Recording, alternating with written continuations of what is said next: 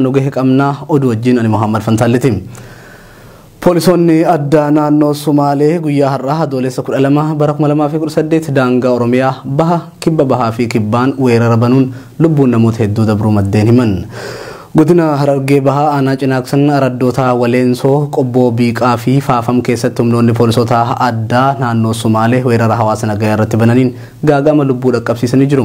Lola kanaanis jiraattota irraa lubbuun nama lamaa yoo dabartu gama weerartoota irraa immoo namoonni 7 ajjeefamuu fi hedduun madaa'uu maddeen keenya himan.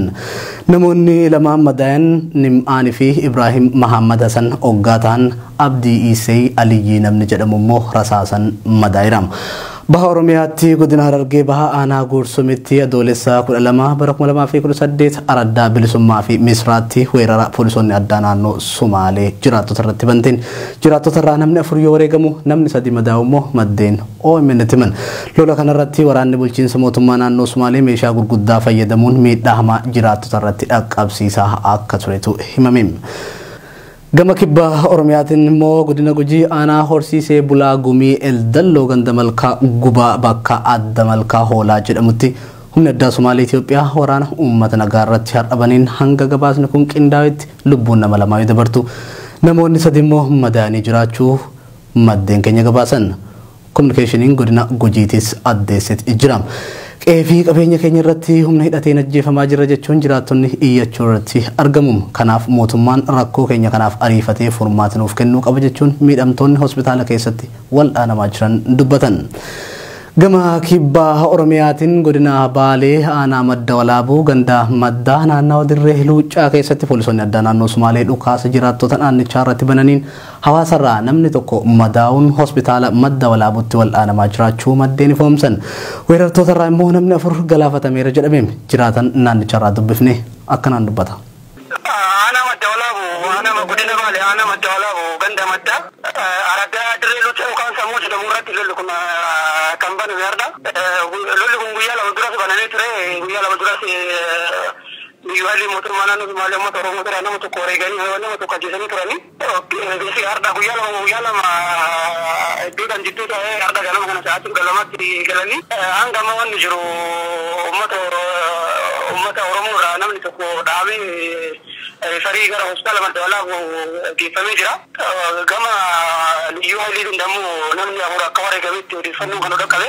Walumaa galatti lola qindaawaa poolisoonni addaa naannoo Somaalee Oromiyaa kallattii 3 daangaa cabsanii seenuun hawaasa nagaa irratti bananiin guyyaa har'aa qofaa adoolessa 12 bara 2018 lubbuun ilmaan Oromoo nagaa 8 yoo dabartu namoonni 7 immoo madaa'anii hospitaalatti wal'aanamuu irratti argamu. Oduu keenya biraatiin tuutni abbootii gadaa jaarsoliin biyyaa fi qeerroon godina Booranarraa ajjeechaa waraanni humna addaa naannoo Somaalee hawaasa irratti raawwataa jiru.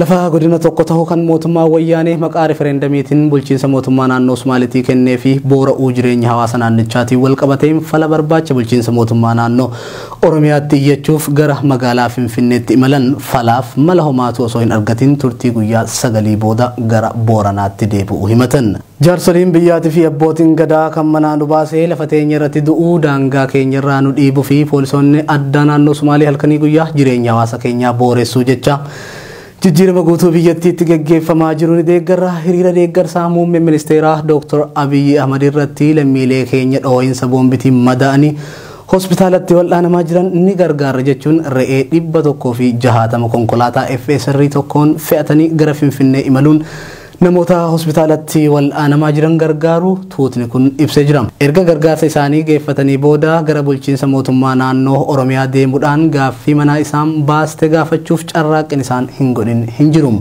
Tuuta kana keessaa namni nuti dubbifne akka nu ibsetti garee tiim lammaa jedhamuun beekamu keessaa muraasa jiddugala galma aadaa Oromootti argannee jirra. Pirezidaantiin mootummaa naannoo Oromiyaa arginee wajjin haasa'uuf akka karoora qabnus itti himnee turre. Isiniif beellamna nuun jedhan guyyaa sana boodas biiroo fi waajjiroota isaanittis marmaarree namni nu dhimmame hin jiru jechuun komatu. Tuutni abbootii gadaa jaarsolii biyyaa fi qeerroof keessatti hammate kan lakkoofsan 40 ta'e kun fala barbaaddachuuf manaa ba'anii guyyaa 9 booda odoo qaamni kamuu isaan hin dubbisin gara Booranaatti akka deebi'an himatu. Mee isaanirraa dhageenyu.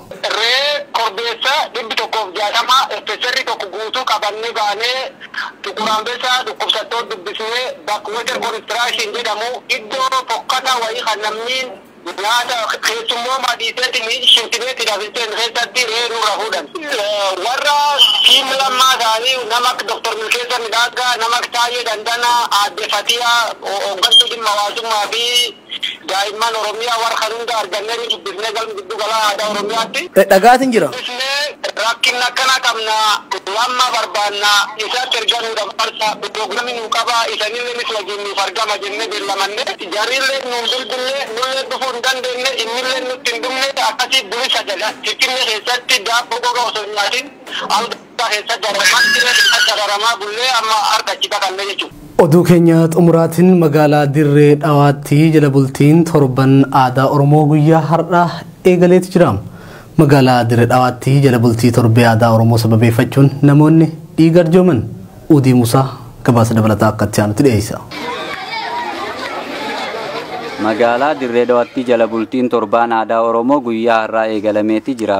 Dirree Dhawaan onaaf ranqalloo madda aartii Oromoo kan ganamaati. Hangafa aadaa seenaa fi afaan Oromoo burqaa aartistoota galaana kalaqa falaasamaa fi akkasumas duudhaa Oromooti.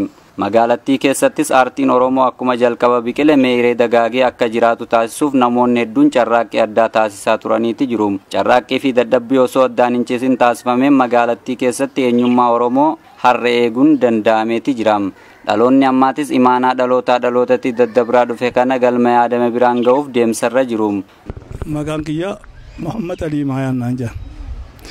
Dhaabbata gaaddisa aadaa Oromoo keessaa abbaan heeraati jaama wanni inti ga'eenti.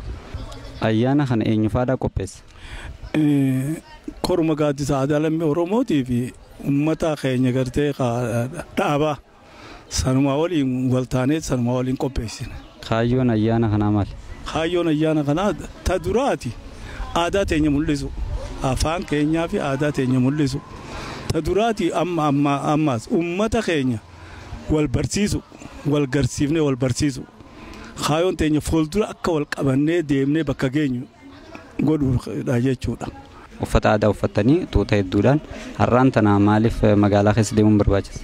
Wanni barbaachiseef uummanni keenya aadaa tun eega lafa qabamtee awwaalamtee ni turte. Kanaaf jenne uummanni keenya fakkii akka ta'u barsiisuu fi deemne jechuudha. Uummanni keenya ijoollee dhaloonni keenya hawaan kana aadaa tana hin beekne haa baratu kanarratti haa gurmaa'u jechuufi fakkii taanee barsiisuudhaaf deemne jechuudha. Aadaan koo eenyummaa kootiidhaan itti boonne sirriitti namuutu calaqqisnee aadaa teenya dhalootaaf dabarsuudhaaf fakkeenya waan ta'u jalqabaa jirra jechuudha. Kanaaf ayyaanni har'aa guyyaa sabtii waliigala torban guutuu ayyaana aadaa kana kabajaa jirra. Akka waliigalaatti baga ayyaana kanaan isin ga'e jenna. Jala bultiin torbee aadaa Oromootis magaalattii keessatti eenyummaa Oromoo jiraachisurra dabree tokkummaa Oromoo mirkaneessuuf hojjetaa kan jiru yeroo ta'u ayyaanicha irrattis abbootiin gadaa manguddoonni biyyaa hayyoonni artistoonni qeerroo fi keessummoonni kabajaa afeerraman ni hirmaatu jaameetii eeggama. Gabaasa OMN qophaa'eef Udii Musaa Dirree Dhawaa. Tole hordoftoota Oromiyaa miidiyaa neetwoorkii gaaduun cabsaan gidduu kanaan nu ga'eessa kana oduu isinitti musu wajjin kan ture Muhammad Fantaaleeti gama gummaa kaameraa fi gulaallee suur sagaatiin Abdii Jamaaltiin wajjin ture qophiileen